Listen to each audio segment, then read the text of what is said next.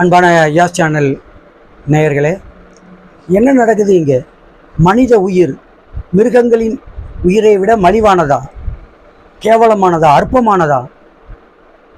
சென்னையில் இன்றைக்கி நடந்த சம்பவம் அப்படி தான் இருக்குது. சென்னையில் ஒரு குழந்தை பார்க்கில் பூங்கால விளையாடிக்கிட்டு இருந்திருக்கு. வீட்டில் ராபின்சன்கிற தடை செய்யப்பட்ட நாய் அந்த குழந்தையை கடித்து கொதறி இருக்கிறது. உரிமையாளர், நாயின் உரிமையாளர், அது வளர்ப்பு நாய், அந்த உரிமையாளர் உடன் இருந்தார் என்று பார்த்தவங்க சொல்கிறாங்க. அந்த பிள்ளையை காப்பாற்றின போன அந்த தாயையும் அந்த நாய் கடிச்சிருக்கு. இப்படி இருவரையும் கடித்து கொதறி இருக்கு. அந்த குழந்தையுடைய மண்டையவே கடிச்சு கொதறி ஓப்பன் பண்ணி அடிச்சு அப்படின்றாங்க பார்த்தவங்க. என்ன நடக்குது இங்கே? ப்ளூ கிராஸ் போன்ற மிருகங்களை காப்பாற்றக்கூடிய அமைப்புகள் இந்த சம்பவத்துக்கெல்லாம் என்ன பதில் சொல்ல போகிறாங்க? இவர்களால் பல உயிர் பெய்கிட்டு இருக்குது. நாயை காப்பாற்றுறேன், மிருகங்களை காப்பாற்றுறேன் என்று சொல்லிக்கொண்டு பல மனித உயிர்கள் இதற்கு பலியாகி கொண்டிருக்கிறது. ரோட்டில் சுற்றி திரிகிற நாய் கடிக்குது, வீட்டில் உள்ள வளர்ப்பு நாய் கடிக்குது, வெறி நாய் கடிக்குது, சொறி நாய் கடிக்குது. இப்படி எத்தனை சம்பவங்கள் அடுக்கடுக்காக சமீபமாக நம்ம சமூக வலைதளங்கள்லையும் செய்திகள்லையும் பார்த்துட்ருக்கோம்.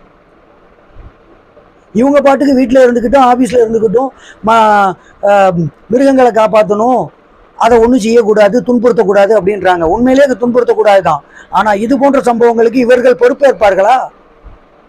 எத்தனை குழந்தைகள் நாயிடம் கடிபட்டு அந்த பிள்ளைகள், அன்னைக்கு மட்டும்தான் நியூஸு, நாய் கடிச்சடிச்சு இந்த மாதிரி கூட்டாக சேர்ந்து நாய் கடிச்சிருக்கு ஒரு குழந்தைய அப்படிங்கிறது அன்னைக்கு மட்டும்தான் நம்ம பேசுகிறோம். அடுத்தாப்புல மறந்துருந்தோம். அந்த குழந்தையுடைய நிலை என்ன, அடுத்தாப்புல அந்த குழந்தை எந்த அளவில் பாதிக்கப்பட்டிருக்கு, உயிர் போயிடுச்சா இல்லை என்ன நிலை அப்படிங்கிறது யாருக்குமே இது வரைக்கும் தெரிய மாட்டிருக்கு.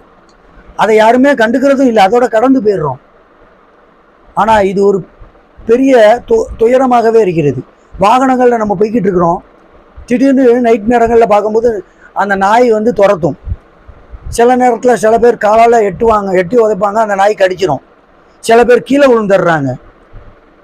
இதற்கெல்லாம் நாங்கள் நாயை பாதுகாக்கிறோம், மிருகத்தை பாதுகாக்கிறோங்கிற சொல்லக்கூடிய இந்த ப்ளூ கிராஸ் அமைப்புகள் என்ன சொல்ல போகிறாங்க?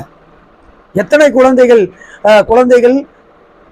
குழந்தைகளை இழந்து பெற்றோர்கள் தவிக்கின்றார்கள். அந்த தவிப்புக்கெல்லாம் இவர்கள் என்ன பதில் சொல்ல போகிறார்கள்? இன்னைக்கு நடந்த சம்பவத்துக்கு அந்த 3 பேரையும், அந்த நாயுடைய உரிமையாளர், அவருடைய ஒய்ஃபு, அவங்களுடைய மனைவி, அவருடைய பிள்ளை 3 பேரையும் கைது பண்ணியிருக்காங்க. கைது பண்ணால் கூட அந்த கொடூரம் மறக்க முடியுமா? கொடூரத்திலிருந்து மீள முடியுமா? எப்படிப்பட்ட ஒரு சம்பவம்! அரசும் நீதித்துறையும் இதில் கொஞ்சம் கூடுதல் கவனம் செலுத்தி இனியும் இது போன்ற குழந்தைகள் பாதிக்கப்படாத வண்ணம் இது போன்ற அமைப்புகளுக்கு தடை செய்தோ அல்லது வேறு ஏதேனும் ஆக்ஷன் எடுத்தோ இந்த குழந்தைகளை காப்பாற்ற வேண்டும். ஏன்னா எத்தனையோ பேர்கள் இந்த மிருகங்களால் பாதிக்கப்படுறாங்க. மிருகங்களை காக்கிறோம் என்ற பேரில் குழந்தைகளையும் பெரியவர்களையும் காவு வாங்கி கொண்டிருக்கிறது இந்த அமைப்புகள்.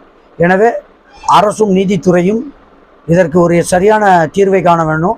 பாதித்த பின்னாடி அந்த வீட்டுக்காரரை கைது பண்ணுறோம் அப்படிங்கிற மாதிரி ஒரு நிலைப்பாடை எடுக்காமல், ஏன்னா தெருவோர நாய்களும் கடிக்குது, அது மாதிரி தெருவில் சுற்றி திரிகிற மாடுகள்னால பல ஆக்சிடெண்ட் நடக்குது. இதுபோல் பல சம்பவங்கள் அங்கொன்றும் இங்கொன்றுமாக நடந்து கொண்டு தான் இருக்குது. எனவே உரிய நடவடிக்கை எடுக்கும்படி கேட்டுக்கொள்கிறேன். நன்றி.